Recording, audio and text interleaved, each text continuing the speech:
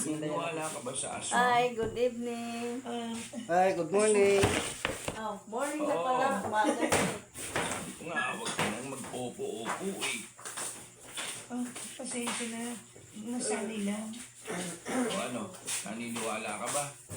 Hindi ako naniniwala sa mga aswang, sir. Hi mga Ano kabikil. tayo? Wala. Ito naman tayo. Tapay Gawa isip naman lang ng ako. tinapay. Ito kasing kaibigan mo eh.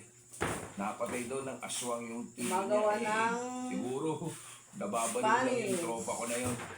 Eh kasi di ba, sa comics lang naman mababasa yung mga aswang-aswang na Ano ba ganyan yun? eh. Wala naman ganyan sa totoong buhay eh. Ay, mapanungkit dito yan. Tapos na po ang ginagawa ko, sir. Ayun, sa Babalik labas na may po ako sa panungkit. quarter po namin. Uy, sandali eh. Panungkit saan? May sasabihin ka pa ba? Oo eh. Kumusta ka naman dito? Ayos naman, sir. Hindi ka ba kinakausap ni Papa? Tungkol saan, sir? Wala. Never mind. Never mind. Ngumiti na ang dalaga kay Hari at lumabas na rin ang kusina. Napailing na lang din si Hari Bigay tayo doon. ng Alam ko kung bakit tinanggap tong babaeng to rito eh. breadcrumbs. Utak talaga ni Papa oh. Ano bang Napakaitim. Kumuha na lamang siya ng tubig at pagkatapos ay nagtulong na Alas rin siya sa kanyang silid. 2:15 na po Agad niyang ibinagsak ang sarili sa kama. ng umaga. Kinabukasan ay tinanghali na siya ng gising. Pero kahit medyo mahaba ang tulog niya, ay medyo maganda ang gising niya. Nanaginip kasi siya ng tungkol sa Ising aswang. sa gabi, Ayon sa tulog panaginip sa niya, araw. Supporter tayo ha. pinagutan daw ng mga aswang ang bunso na kinalalagyan niya. Ha? Supporter tayo. Oo, Nanaginip yan, no?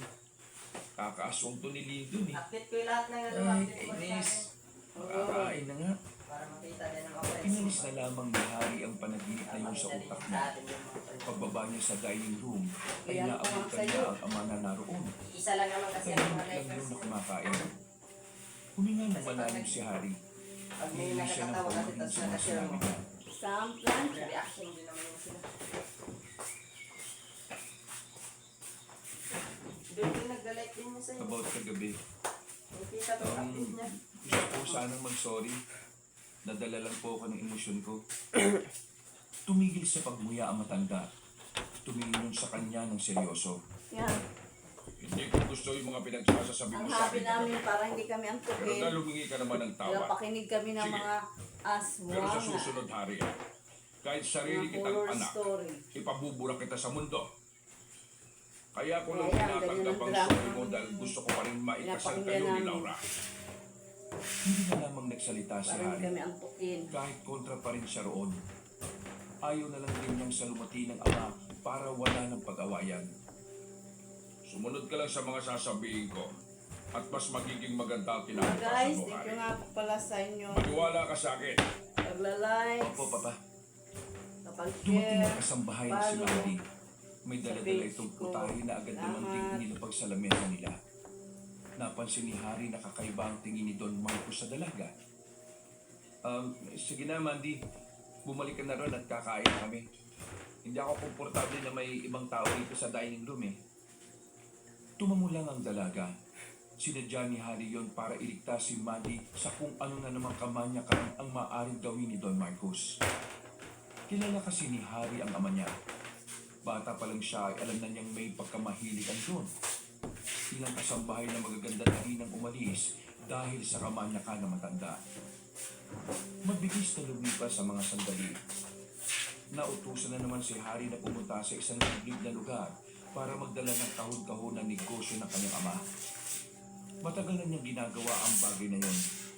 Nagdi-deliver siya ng mga kahon-kahon na hindi naman niya alam kung ano ang laman. Mga tao May pa. kasi siyang pinagbabawalan ni Don Marcos na kahit na anong mangyari ay huwag na huwag bubuksan ang kahon para hindi magalit si Don Marcos ay sinunod na lamang niya yun. Pampira naman, patutulog sana ako eh. Nasa loob sila ng sasakyan ngayon. Isinama kasi ni Hari ang kanyang kaibigan para may katulong siyang magbaba ng mga kahon. Nandito ka na nga, umaangal ka pa. Huwag ka mag-alala. Bibigyan naman kita kapag natanggal na natin ang bayad. Gumagawa ng Bakit pa kasi ang yaman-yaman ninyo, no? Tapos ayaw nyo Ang tawag kumuha ng yan? tao para mag-deliver nito. Tinapay. Pinapay Walang na tiwala si tao eh. Nabilog. Sa akin lang nagtitiwala si Papa at sa iba ko pang mga pinsan. Kaya nga kami Tinapay daw ng nagdi-deliver bilog. nito eh. Eh ano ba kasing naman Kaya- ito? Bakit bawal Hi, buksan? mga Mr. Bantiko. Buksan yan ha. Bawal kang alamin kung ano eh. Papagulisin na naman ako nito eh. Kung sa bagay, kababalik nga alam pala ng access mo sa lahat ng yaman, no? Makalipas lang ang Boss, pambanya, boss. ng biyahe, ay narating na rin nila ang address Pambanya na pa. binigay ni Don Marcos kay Harry. Bumutong nila si Harry ng mga sandaling yun. Oh, lalim yan ah. May problema ka ba? Mukha kang kabado ah. Ha? Oh, wala naman. Medyo hindi lang ako komportable sa lugar eh. Sobrang liblib. Tapos, wala pang ibang tao dito. Eh bakit ka naman kasi matatakot dito, Aber? Eh hindi ka naman di ba naniniwala sa mga aswang? Hindi naman yun ang iniisip ko eh. Tara na nga. Binuksan na nila ang compartment at kinuha na ang 6 na malalaking kahon na naroon. Tanong na nila ang bahay na pagdadala nila. Sa lugar na yun, Tulungan mo si Nonoy sa isang pandikot bahay ko. na nakatirik doon. Magtimpla ko ng... Wala ring supply ng kuryente. Tanging mga gasera lamang ang nakikita nila sa loob ng bahay. Sigurado ka ba talaga dito yun? Tingnan mo, parang wala namang kakayahan na umorder ng ganito karaming kahon yung nakatira dyan eh. Huwag talaga napaka-judgmental mo. Porque ganyan ang bahay, iniisip mo na kagad na walang pera. Kuya, Hindi hi. naman sa ganon. Ang mabuti pa, simulan na natin ang pagbubuhat para makaalis na rin tayo.